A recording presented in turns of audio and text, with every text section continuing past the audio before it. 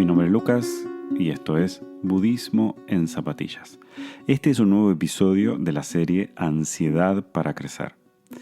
Y te quiero hablar hoy sobre la diferencia entre la ansiedad y el miedo. Parecen muy parecidas, ¿sí?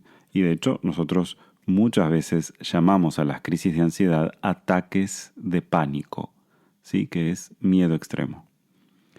En realidad, en las crisis de ansiedad se genera como un rulo interno donde lo mismo que sentimos nos genera miedo. ¿Sí? Por eso quiero ayudarte a desarmarlo un poquito. El miedo tiene que ver con el tiempo presente. El miedo es una amenaza que sucede aquí y ahora y requiere una respuesta inmediata. ¿Sí? Imaginémonos, alguien nos ataca, descubrimos que estamos cruzando la calle sin mirar el color del semáforo, ejemplo que me encanta, los ejemplos peatonales. Por ejemplo, también podría ser el ver un animal que nunca hemos visto antes y que eso, como no podemos predecir cómo va a reaccionar, nos dé miedo. ¿Sí? El miedo tiene que ver con la supervivencia. La ansiedad es en realidad una valoración que hacemos del escenario donde o no conocemos los pasos que van a suceder entre A y supongamos F, no sabemos cómo es B, C, D, E, o en función de la experiencia pasada tememos que se repita lo que sucedió en B, C, D, E. ¿Sí? Entonces, miedo tiene que ver con el tiempo presente, con el aquí y ahora, con una amenaza que realmente existe, o en el caso de la ansiedad es o una reinterpretación del pasado proyectada hacia el futuro, o ese agujero que existe entre lo que hoy vemos y donde queremos llegar nos genera un nudo que nos inquieta. Estas dos emociones suelen alimentarse la una a la otra.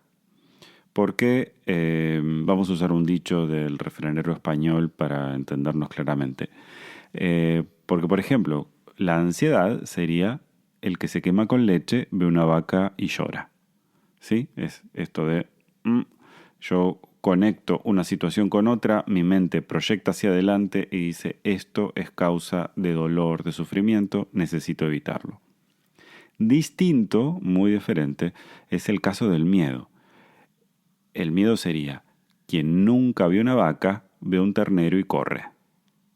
¿Sí? Ese dicho no existe, lo acabo de inventar ahora. Pero es para explicarte cómo es la diferencia entre una cosa, entre el miedo y la ansiedad. Lo que sucede cuando nosotros estamos físicamente activados por la ansiedad es que empezamos a temer por nuestra supervivencia. Y ahí hacemos una valoración cognitiva, una valoración sobre los hechos que están sucediendo y decimos, es muy probable que, no sé, esté por tener un ataque al corazón o me estoy por morir, no sé qué es lo que me pasa, etc. Y eso nos da miedo. Entonces, las dos cosas conjuntas es lo que hacen este cóctel maravilloso al que cada vez menos gente es ajena a él, ¿verdad? En lo que estamos viviendo hoy por hoy, muchísima gente puede sentirse mezclada en esto y puede resonar con lo que estás escuchando. Mi sugerencia al respecto de esto, siempre trato de brindar alguna herramienta práctica que puedas poner en funcionamiento, es que frente a una situación que sientas que te desborda, para diferenciar entre miedo y ansiedad, empieces a pensar si el peligro es inminente, si es aquí y ahora, si requiere una acción inmediata y si lo es, por favor, atendela ya mismo, ¿sí? No sé, tengo que bajar la velocidad a la que voy conduciendo, tengo que prestar atención a por dónde camina mi perro cuando lo llevo con la correa para que no vaya del lado de la calle o que vaya con correa y no vaya suelto. Tengo que darle la mano a este niño cuando vamos a cruzar. Sigo con los ejemplos peatonales que me gustan tanto. Y esa sería una forma de trabajar con el miedo. La ansiedad es salir de casa y empezar a hacer una valoración sobre aquello que supongo que va a suceder. Y entonces empiezo a prepararme por si empiezo a sufrir porque siento que a mi perro, por ejemplo, va a tener un problema con las bicicletas que van por la calle, y entonces voy caminando tratando de estar cuidando al perro todo el tiempo. Podría confundirse con el miedo. Tiene que ver aquí o con la proyección de una situación pasada donde alguien ha podido vivir, por ejemplo, un accidente de esta naturaleza y está mirando hacia atrás y hacia atrás en el sentido del pasado y hacia adelante en el sentido del futuro, por supuesto.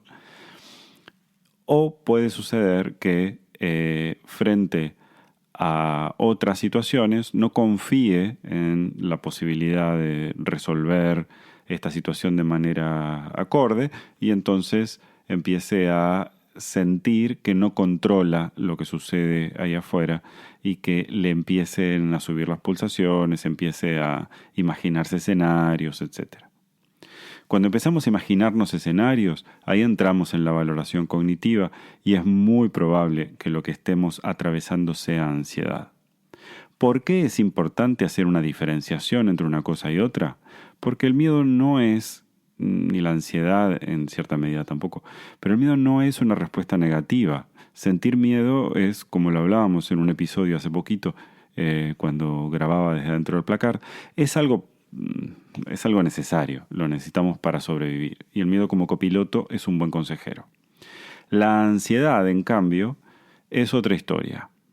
La ansiedad, a veces un poco de ansiedad, como hablamos siempre, nos ayuda a pegar el salto y nos empuja hacia adelante.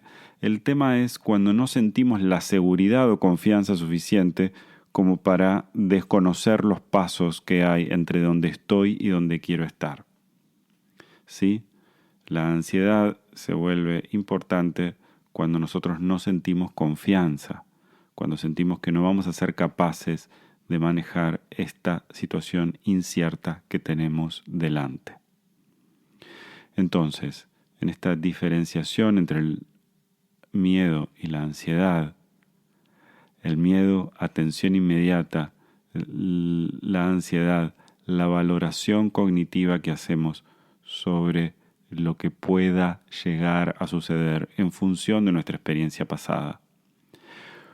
¿Cómo se las trabaja? El miedo, aquí y ahora, resolvés lo que hay que resolver.